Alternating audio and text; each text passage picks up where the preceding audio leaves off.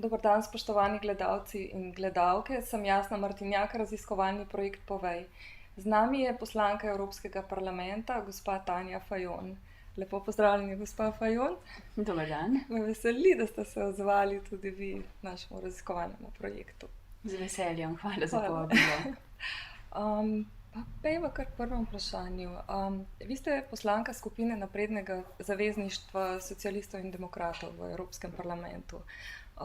Pa me zanima, kakšna je vaša povezava z matično stranko socialnih demokratov, s parlamentom v Sloveniji in ljudstvom v Sloveniji, ki vas je izvolilo?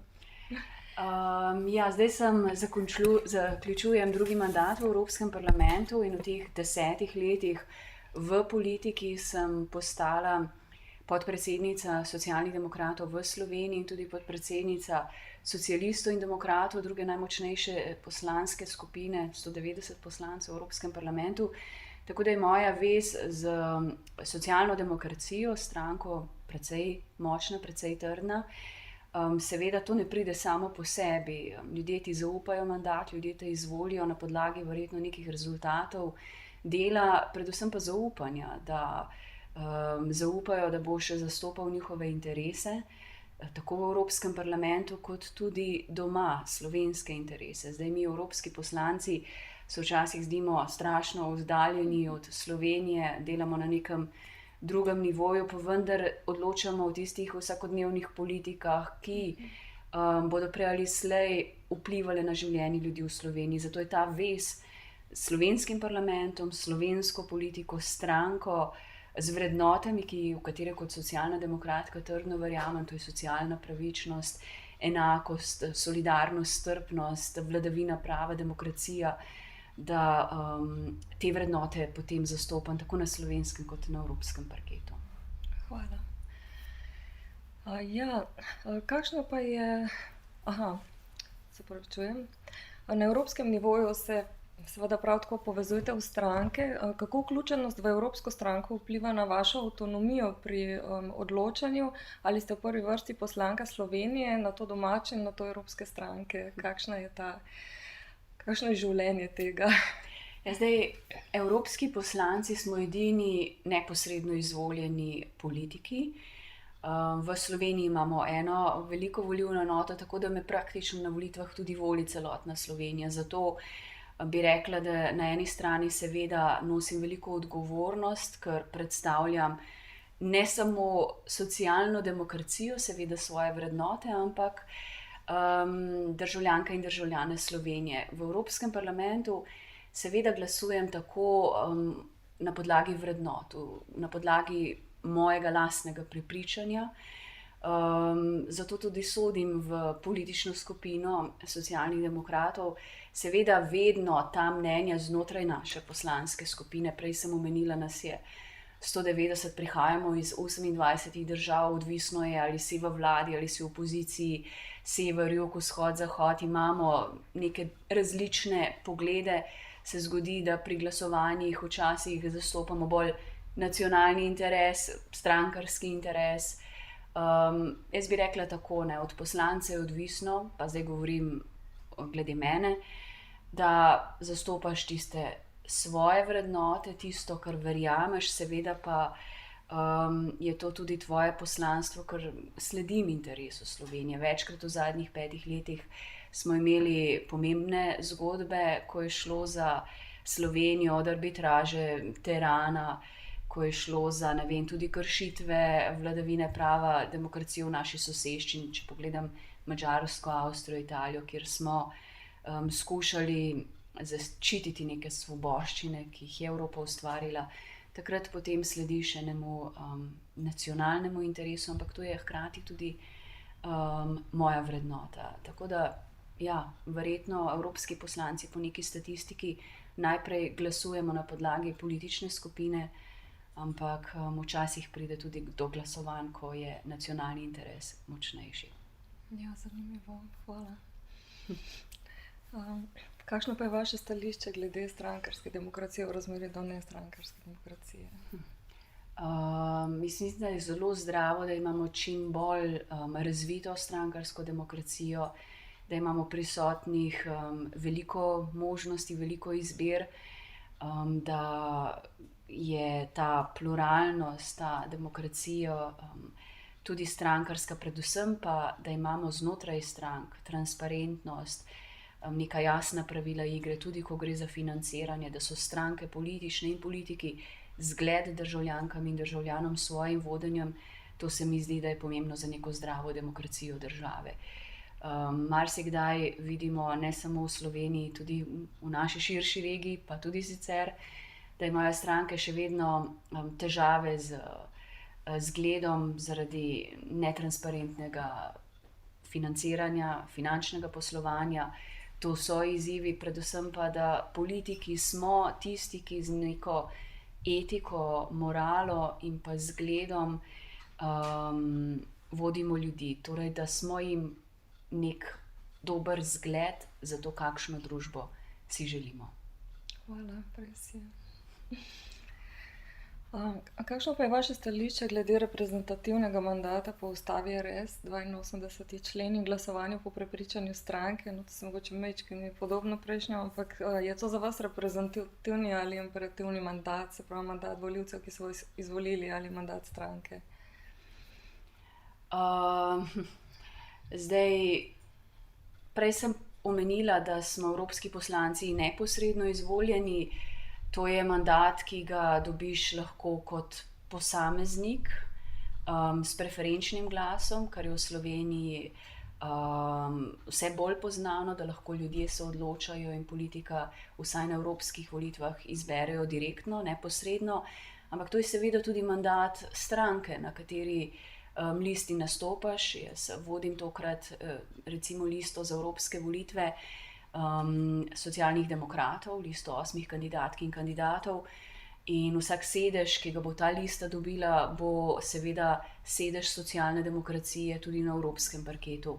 Bo pa tudi sedež Slovenije, ker bo to seveda poslanec ali poslanka, ki ga bodo izvolili Slovenci. Tako da smo neposredno izvoljeni. To je mogoče zelo direktna vez za državljankami in državljani, ker se mi zdi, da je zelo pomembno za to neposredno demokracijo, zato da je Evropski parlament danes tudi tista institucija, ki ima nek velik demokratični nadzor tudi nad tem, kaj počnejo vlade, kaj počne Evropska komisija, in državljanke in državljani imajo neposredno do nas direkten dostop. Hkrati so pa tudi tisti, ki lahko na podlagi naših rezultatov odločajo, kako dolgo ostanemo na teh pozicijah, ali nam še zaupajo, da delamo naprej, in so volitve tako za nas resna preizkušnja. Hvala. Zdaj bom eno vprašanje dodala, ki ga nimam tukaj v vprašalniku, ampak glede na to, koliko majhna je bila volilna udeležba prejšnjikrat na evropskih volitvah, pa da je tudi na teh volitvah še vedno vprašljiva zaradi same kulture ali pa zavesti države o evropskih volitvah. Kakšno je vaše mnenje, zdaj čisto osebno in poslansko, glede tega problema? Nizka volilna udeležba v Sloveniji je kar resen problem, je tudi resen izziv. Zakaj danes ljudje ne čutijo tega zaupanja do politike ali tega aktivnega državljanstva, da bi izkoristili volilno pravico, da bi šli na volišča takrat, ko imajo to priložnost, pa tudi, če verjamejo, da nimajo najboljše izbire, ampak da bi aktivno sodelovali v tem, kdo bo odločal o njihovi prihodnosti. Se mi zdi, da nenazadnje smo si volilno pravico morali trdo izboriti, ženske še dlje časa, in prav bi bilo, nažalost, prav bi bilo, da bi danes se zavedali te odgovornosti. Jaz si v resnici ne želim, da bi uvedli neko obvezno volilno udeležbo, čeprav nekateri verjamejo, da je to dobro, ampak se mi zdi, da bi bilo prav, da bi že od majhnega, že v šolah, skozi izobraževalni sistem, skozi dom in družino spoznali, da je to neka naša preprosto državljanska odgovornost. Da s tem pokažemo, ko gremo na volitve, da nam je mar, kakšna bo naša prihodnost, kako izboljšati volilno udeležbo v Sloveniji. Res smo imeli na evropskih volitvah eno najnižjih leta 2014, 23%.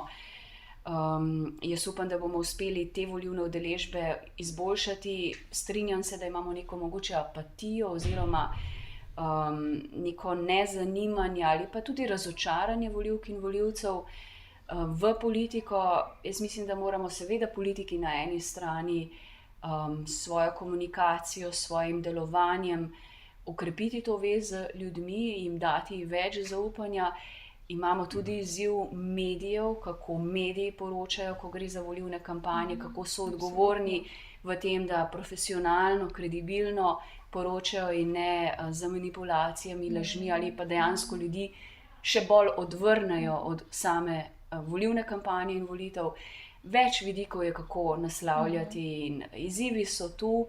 Jaz upam, da bomo skušali z nekimi resnimi, argumentiranimi razpravami, pa na drugi strani z neko etično, moralno odgovornostjo tudi politiki in ne nazadnje tudi mediji in javnost izboljšati ugled politike, in če bomo uspeli to, bomo verjetno tudi izboljšali volilno udeležbo.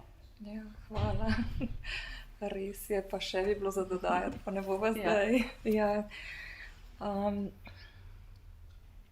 Lokalna samouprava v mednarodni skupnosti je uzakonjena z listino MLLS, ki jo je že leta 1985 sprejel Svet Evrope. Kot država članica Sveta Evrope je listino 96 ratificirala tudi RS. Ali se vam zdi, da se vrednote omenjene listine izvajajo v pravi meri, oziroma kakšen bi bil vaš predlog za bolj polno upoštevanje vrednot listine, zlasti preambule? Ja. Zdaj, sama nisem strokovnjakinja za lokalno samoupravo, je pa po mojem poznavanju ta zakon, ki ga omenjate, povsem v skladu z listino MELS Sveta Evrope, o kateri ste govorili. Ta postavlja neka osnovna načela, kako delovati na lokalni ravni. Občine v Sloveniji imajo določene pristojnosti, ko se tiče lokalnega okolja, in se mi zdi, da prav iz tega lokalnega okolja, z ravni občin in tistih, ki vodijo v lokalnem okolju, se vidijo najbolj otipljivi rezultati, tisto, kar verjetno ljudje takoj občutijo kot neko spremembo. In zato je zelo pomembno, da imajo občine tudi dovolj sredstev financiranja, da so ta sredstva dovolj transparentna in da seveda ni zgolj samo ta povprečnina, o kateri govorimo, bi morala biti bolj sistemsko urejena. Seveda so tu vedno tudi v Sloveniji razprave, koliko občin imeti ali združevati občine, kak se dogaja z majhnimi občinami, ampak to so vse izzivi lokalne samouprave, tako da še enkrat nisem ravno strokovnjakinja za to, ampak bistveno je, da tisti, ki na lokalni ravni vodijo, imajo zadostna sredstva, da lahko potem tudi upravičeno, verodostojno, transparentno izvajajo svoje naloge, predvsem pa, da ljudi direktno v svojem okraju skušajo čim bolj aktivno vpeti v te procese odločevanja, da ne dajo samo obljub, ampak da potem te v resnici tudi uresničijo. Hvala. Tukaj je res veliko za povedati, za vprašati in za narediti. Pa to že spet ne spada zdaj v najni intervju, ampak bolj z župani, ampak je velik problem na lokalni ravni, ja, na večjih nivojih. Res je, in jaz, če smem dodati, večkrat mislim, ko gledam in primerjam različne nivoje, vsi nivoji političnega življenja in politike odločevalske so izjemno pomembni. Začne se pri lokalnem okolju, kjer ljudje najbolj neposredno verjetno čutijo, kaj se spreminja v njihovem življenju, do nenazadnje našega evropskega nivoja, ki se zdi, da je bolj abstrakten in daleč proč. Nenazadnje vsi delamo bolj ali manj isto, skušamo narediti življenje ljudem boljše, vsak na podlagi svojih vrednot, ampak včasih za župane se mi zdi, da so tisti politiki, ki najlažje pokažejo svoje rezultate. Za nas je mogoče malce teže to ali pa traja malce dlje časa. Bi se strinjala, ja. Hvala. Kako pa sodelujete, tega pa ni noter, kako sodelujete z ostalimi poslanci, kaj vas vključuje pa kaj povezuje? Z evropskimi poslanci Slovenije sodelujem dobro, ker sama nisem zelo konfliktna oseba. Želim si predvsem, da bi zlasti na evropskem parketu poslanci iz Slovenije imeli tesnejše, bolj pozitivno sodelovanje, ker mi smo tisti, ki lahko izboljšamo ugled Slovenije in je bolje, da ne vnašamo nekih notranjih političnih zgodb na evropski parket, v Evropski parlament, kar se je v preteklosti dogajalo, ker s tem samo mečemo neko slabo luč na Slovenijo. Naših kolegov pa v resnici veliko ne zanima, kaj se dogaja v Sloveniji, dokler gre za neke notranje politične spore. Tako da, ja, sodelujemo v redu, seveda pa pride do ideoloških razhajanj, pride do različnih interesov, zato tudi seveda različno glasujem, ampak ko gre pa za kakšno večjo zgodbo, smo bili pa v preteklosti, ko smo zagovarjali, ne vem, medeni zajtrk, ko smo predlagali Borisa Pahorja, našega stoletnika za državljana Evrope, takrat pa smo znali stopiti skupaj in prav je tako. Res je. Ja, treba čestitati za tiste momente, ko so Bi si jih želela, da jih je še več. Ja, absolutno. Hvala. Ja, smo prišli do konca. Bi želela karkoli sporočiti gledalcem, morda iz svoje izkušnje? Kakorkoli? Ja, morda to, da zdaj leta delujem na evropskem parketu, kar pomeni, da sem veliko zunaj Slovenije in se mi zdi, da Slovenke in Slovenci dostikrat pozabimo, kako lepo domovino imamo, kako dobre standarde kljub vsemu življenja imamo in da smo lahko ponosni na to. Da bi bilo prav, da bi več delali skupaj, zato da to Slovenijo ohranimo varno, odprto, napredno državo, da bomo ponosni nanjo, da bomo tudi močni na evropskem parketu, ker imamo v Sloveniji veliko znanja, veliko potenciala in prav je, da v to investiramo, vlagamo in da gradimo tako res varno, napredno Slovenijo, na katero bomo ponosni. Jaz mislim, da smo lahko vsi Slovenke in Slovenci, da je prav, da se tega zavedamo in da vsak po svoji moči k temu pripomoremo. Hvala lepa, gospod Fajon. Hvala tudi vam, spoštovani gledalci in gledalke, in nasvidenje in lep dan.